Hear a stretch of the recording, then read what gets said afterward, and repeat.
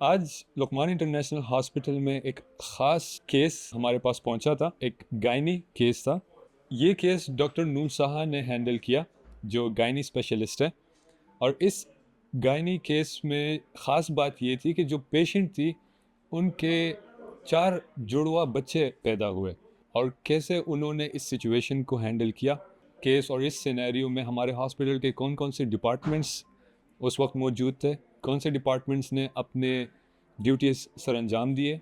आइए डॉक्टर नूर साहा से खुद सुनते हैं ये वाक़या और ये सक्सेसफुल स्टोरी और सक्सेसफुल केस। डॉक्टर साहिबा, ये केस कितना नायाब है जहाँ पे आपके पास ऐसे पेशेंट्स आते हैं जिनके क्वाड्रुपलेट्स होने के चांसेस होते हैं, और आपके लिए एक मेडिकल फील्ड में being a medical professional, being a doctor, ये कितना चैलेंजिंग हो सकता है आपके लिए। काइंडली आप ये बता सकती हैं। क्वाड्रुपल प्रेगनेंसी के बहुत रेयर चांसेस होते हैं। 1 इन 500 से लेकर 1 इन 700 में इसके अच्छा जी। होते हैं। और ये आपके लिए मेडिकली चैलेंजिंग ये है? जी क्वाड्रुपल प्रेगनेंसी में ये होता है ना कि ये एक हाई रिस्क प्रेगनेंसी होती है और इसमें कॉम्प्लिकेशन के चांसेस बहुत ज़्यादा होते हैं। अच्छा जी। जैसे PIH हो सकता है, pregnancy induced hypertension, preeclampsia, gestational diabetes, postpartum PPH जिसको हम कहते हैं, हेमरेज हो सकता है ना। अच्छा मैडम, सबसे ज़्यादा ख़तरा इस केस में मदर को होता है या बच्चों को होता है? क्वाड्रुपल प्रेगनेंसी में मदर को बहुत ज़्यादा खतरा होता है। जैसे प्रेगनेंसी इंड्यूस हाइपरटेंशन हुआ, प्रीक्लेम्शिया, जेस्टेशन डायबिटीज़, पोस्टपार्टम हेमरेज। और बेबीज़ को ये खतरा होता है कि वो टाइम से पहले उनकी पैदाइश हो सकती है। जैसे 29 से 30 वीक्स तक ये ऑलमोस्ट डिलीवर हो जाते हैं।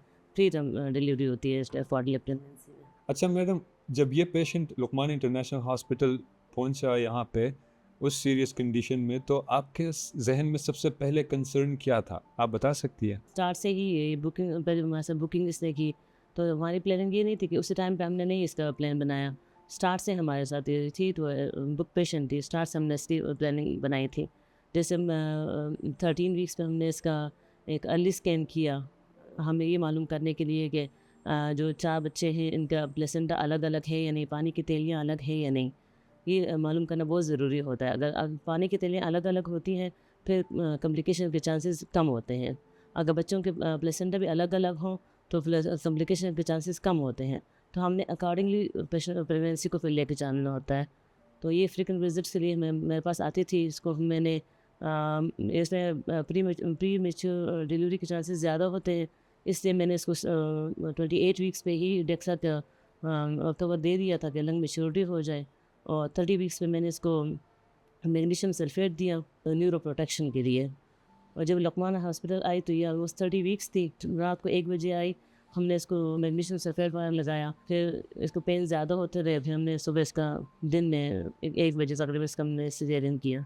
अच्छा मैडम, आप ये बता सकती है कि चूँकि ये सवाल जो है ये थोड़ा सेंसिटिव सवाल है, और ख़ासकर हमारे KP के स्वात में, लेकिन ये पॉडकास्ट और ये सवाल जवाब हम इसलिए अरेंज कर रहे हैं ताकि हमारे लोगों को पता भी चल जाए कि हमने किन चीज़ों का ख़ास ख्याल रखना है। हमारी जो माएँ बहनें होती हैं, इनके जब भी प्रेगनेंसी केसेस होते हैं, तो आप क्या तजवीज़ करेंगी कि ये ख़ास किन बातों का ख्याल रखें, चाहे वो नॉर्मल प्रेगनेंसी हो या ट्रिपलेट्स हो, ट्विन्स हो या क्वाड्रुपलेट्स हो?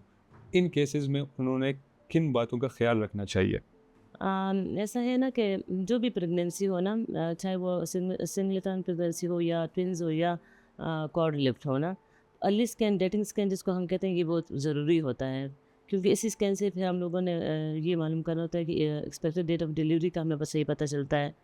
तो और ये पता चलता है कि सिंगल है, ट्रिपलेट है, क्वाड्रुलेट है, इस टाइम पे सही पता चलता है हमें। एटलीस्ट ये 13 वीक्स पे करवा लेना चाहिए।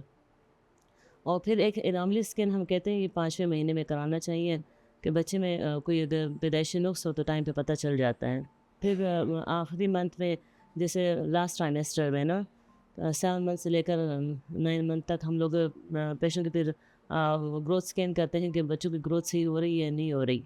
और और कोई कॉम्प्लिकेशन अगर डेवलप होती है तो हमें पता चल जाता है। एक और क्वेश्चन ये है कि जब वो क्वाड्रुपलेट्स पैदा हुए, तो आपने सबसे पहला स्टेप क्या लिया और बच्चों की हालत कैसी थी और आपने इस सिचुएशन को कैसे टैकल किया? भी ये हमारी बुक पेशेंट थी, तो इसलिए हमें ये आसानी हुई कि हमने टाइम पे अपनी ओटी स्टाफ को, एनेस्थीसिया वालों को इन्फॉर्म किया, एनआईसीयू वालों को इन्फॉर्म किया कि हमारे पास क्वाड्रुपल प्रेगनेंसी है, हाई रिस्क प्रेगनेंसी है।